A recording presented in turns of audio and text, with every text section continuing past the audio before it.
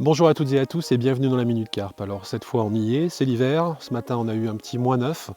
Je ne sais pas si vous voyez derrière moi mais les plans d'eau sont complètement gelés donc on est au chômage technique.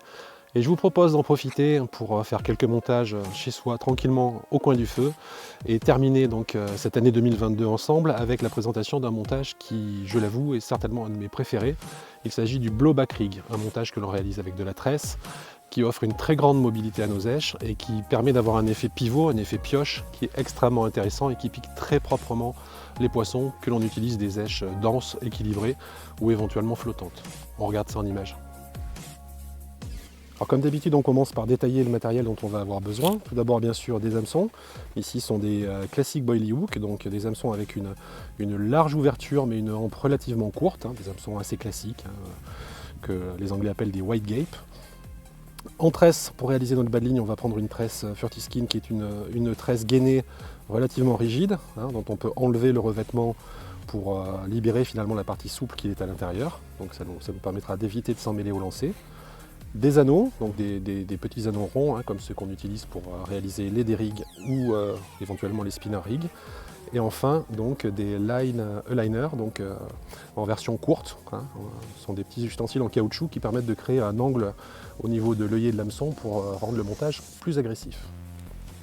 La première étape va consister à couper donc un morceau de notre tresse gainée d'environ 30 cm. Voilà, la tresse gainée a à l'intérieur une partie qui est souple. Voilà, c'est-à-dire la tresse est enrobée en fait d'un revêtement qui la rigidifie, qui évite de s'en mêler lorsque l'on lance, et c'est un produit qui est très intéressant. Donc là, j'ai ôté le revêtement sur environ une dizaine de centimètres, avec un petit outil qui est simple, sinon vous pouvez le faire également avec vos ongles, ça peut fonctionner également. Et au bout de la partie souple, donc j'ai réalisé une petite boucle. Cette petite boucle, en fait, c'est celle qui va servir à fixer donc notre appât. C'est finalement la terminaison de notre cheveu. La deuxième partie qui est à réaliser, il s'agit donc de prendre un petit anneau, de l'enfiler de l'autre côté, donc sur la partie qui n'est pas dénudée, c'est plus pratique, voilà. On amène notre anneau à peu près à cette distance-là. Alors ça va être en fonction bien sûr de la taille de l'appât que vous allez utiliser, d'accord? Selon la taille, voilà, par exemple si on veut utiliser un appât de cette taille-là, on voit à peu près la longueur du cheveu qu'il faudra et on sait que cet anneau va se retrouver après, au final, à peu près à la hauteur, sur la hampe à peu près en face de la pointe de l'hameçon, à la perpendiculaire de la pointe de l'hameçon. Donc là par exemple on est pas mal. À ce stade-là, on va réaliser donc un nœud qui va nous servir à fixer à la longueur voulue donc notre anneau, de façon à ce qu'on soit toujours à la même longueur. Donc pour faire un nœud, c'est pas très compliqué, il suffit de faire une grande boucle. Voilà, dans un premier temps, vous inquiétez pas trop de la longueur, puisque vous pouvez l'ajuster avant de serrer. Voilà, vous voyez, comme ceci, et vous le positionnez à la distance souhaitée, comme ceci. Vous voyez, là on voit qu'on est pas mal du tout. En termes de longueur, voilà, si vous souhaitez utiliser par exemple 2 appâts, c'est tout à fait possible. En fait, vous allez le faire en fonction de l'èche que vous voulez utiliser. Donc une fois que ce premier petit nœud est fait, on le double, toujours systématiquement, parce que ça va éviter que le premier se desserre. Et on est sûr que comme ça, il ne se défera pas. Voilà. Deuxième petit nœud. Voilà, vous voyez comment ça se présente. C'est très simple. Donc maintenant, on va prendre notre hameçon. Vous voyez, donc là on est sur un hameçon de taille 4. Là aussi, c'est vous qui choisissez en fonction de la taille de votre èche. Donc vous voyez bien la forme spécifique de ce type d'hameçon, une très grande ouverture, assez fort de fer, un hameçon costaud qu'on peut utiliser partout. Et donc à partir de l'extrémité gainée, on va le passer de l'extérieur vers l'intérieur dans l'œillet. On va venir positionner ensuite notre petit anneau sur l'hameçon en le passant sur la pointe, comme ceci. Voilà. Et là, en fait, on va venir, comme je vous le disais, positionner légèrement en face ou un tout petit peu au-dessus par rapport à la perpendiculaire de la pointe de l'hameçon. Lorsque c'est bon, vous bloquez le tout avec vos doigts et vous réalisez tout simplement un nœud, comme ceci. Voilà, type nœud sans nœud classique. On repasse dans la boucle.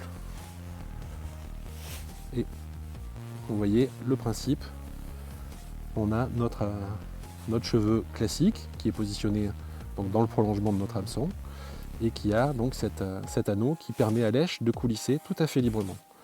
Donc une fois qu'on est à ce stade-là, on va utiliser notre petit line liner pour créer un angle. Donc le line liner, vous voyez la forme qu'il a, hein. On voit que c'est légèrement coudé, c'est ce qui va permettre de donner une forme plus agressive encore à notre il faut que je coupe légèrement le bout, voilà. Vous avez un petit bec, là généralement je le coupe pour ne garder que cette partie-là, un peu comme sur ce que vous utilisez pour faire un spinner rig. Donc on l'enfonce. Voilà, comme ceci. Voilà, là il est sorti de l'autre côté. Vous voyez, on va le faire coulisser et on va venir recouvrir notre œillet et le début de notre nœud avec ce line liner, comme ceci. Alors, hop, on peut mouiller un petit peu pour que ça passe beaucoup plus facilement. Et comme c'est du caoutchouc, ça s'enfonce sans aucun problème.